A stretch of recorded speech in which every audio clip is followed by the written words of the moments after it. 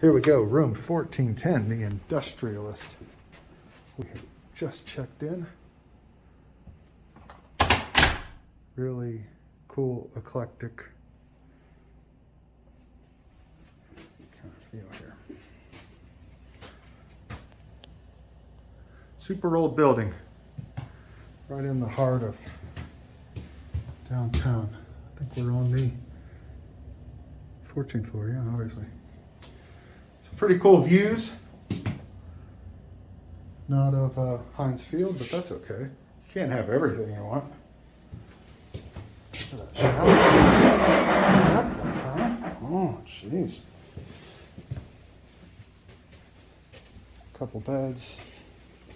Of course, I told Colin he would have to take their mind. Yeah, it's a pretty cool view. Another little sitting area. So there you are.